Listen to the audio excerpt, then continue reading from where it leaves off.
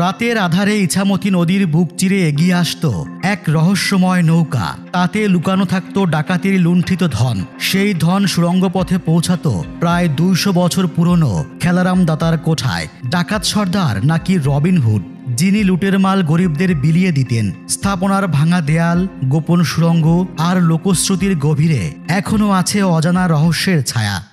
ঢাকার পার্শ্ববর্তী নবাবগঞ্জের ইছামতি নদীর তীরে দাঁড়িয়ে আছে শত বছরের সাক্ষী খেলারাম দাতার কোঠা। এটি শুধু একটি পুরনো স্থাপনা নয়, বরং সময়ের গোপন দরজা, যার ভেতর লুকিয়ে আছে গল্প, ইতিহাস আর লোককথা। চলুন দর্শক, সেই দরজায় প্রবেশ করা যাক। ইছামতি নদীকে কেন্দ্র করে গড়ে উঠেছিল নবাবগঞ্জের কলাকোপা। অঞ্চলটি একসময় ব্যবসা বাণিজ্যের জমজমাট কেন্দ্র ছিল। সেই কলাকোপারই একটি পুরনো সাক্ষী খেলারাম দাতার কোঠা বা মন্দির, যেটি আন্ধার কোঠা নামেও পরিচিত। গ্রামের এই সরু পথ ধরে একটু সামনে এগোলেই হঠাৎ যেন সময় থমকে দাঁড়ায়। গাছপালার ছায়া মাথার উপর জট পাকিয়ে আছে। হাওয়া বইলে পাতার কাঁপনে মনে হয় কেউ ফিসফিস করে বলছে, এদিকে এসো, ইতিহাস অপেক্ষায় আছে। ঠিক সেই মুহূর্তে চোখ পড়ে মন্দিরে। মনে হয় যেন রহস্য আর সৌন্দর্য পাশাপাশি দাঁড়িয়ে আছে।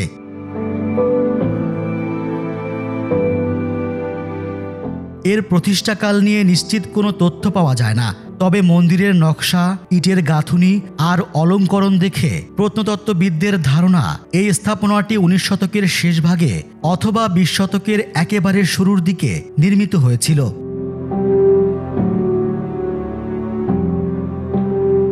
কেউ বলেন খেলারাম ছিলেন জমিদার, কারো মতে তিনি ভয়ানক দস্যু ছিলেন, তবে তার দানের হাত ছিল বড়। তিনি ধনীদের কাছ থেকে ডাকাতি করে টাকা পয়সা, মালামাল গরিবদের বিলিয়ে দিতেন।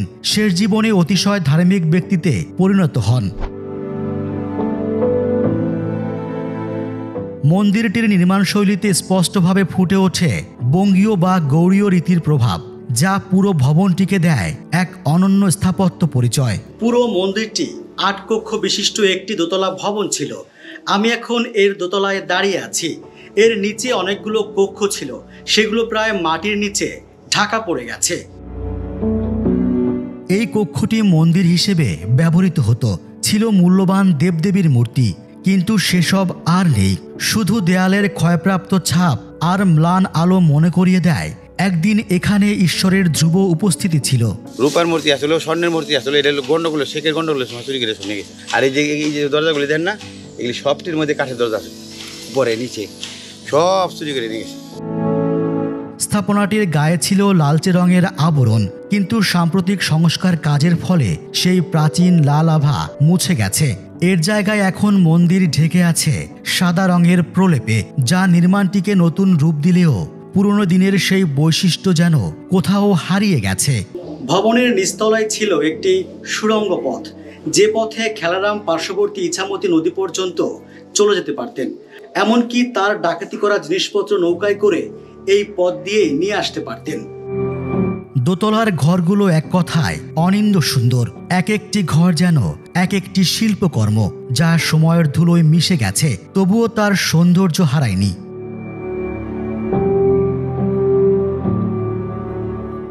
দেয়াল জুড়ে যে নকশাগুলো চোখে পড়ছে, সেগুলো নতুনভাবে সংযোজন করা হয়েছে, কিন্তু মূল নকশা যা মন্দিরের প্রতিটি জায়গায় ছাপিয়েছিল, সেই অমূল্য কারুকাজ সময়ের হাত ধরে ক্ষয়ে গেছে। শুধু এই নবায়নী ধ্বংসপ্রায় সৌন্দর্যকে কিছুটা জীবিত রাখার চেষ্টা। নিচতলার পুরো অংশ অন্ধকারে ঢাকা, তাই ভেতরে ঢোকার সাহস পায়নি। স্থানীয়রা বিশ্বাস করেন এখানে লুকিয়ে আছে গায়েবী শক্তি।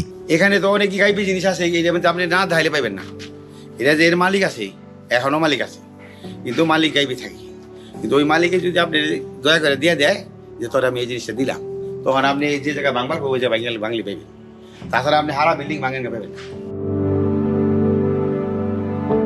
কোঠার পশ্চিম পাশে বর্গাকার আকৃতির বিশাল পুকুর রয়েছে।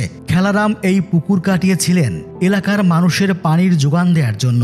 পুকুরে সাধারণ মানুষ এসে কিছু চাইলে তা নাকি পূরণ হতো। আগরবাতি মোমবাতি ধরাইয়া মানে গলায় বস্ত্র নেয়া যদি কইতো, দাওয়াত দিত যে আমার কালকে পোলার বিয়ে, আমার মেয়ের বিয়ে, আমার এই থাল গেলাস গুটি বাটি মানে কলস এটি লাগবো, ওই যে মাই উঠা টানে উঠে থাকতো। আবার যখন নাকি মানে কাম কাজ খেয়ে আবার দিয়ে দিত, আবার এক লাগে দোকা।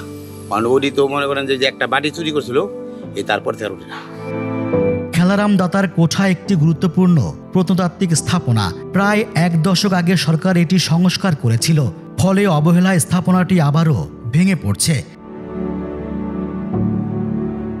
এই মন্দির শুধু একটি পুরনো স্থাপনা নয়, মিথ আর বাস্তবের সীমারেখায় দাঁড়িয়ে এটি আজও আমাদের কল্পনার দরজা খুলে দেয়, যেখানে ছায়া, নীরবতা আর শত বছরের গল্প একসাথে জীবন্ত হয়।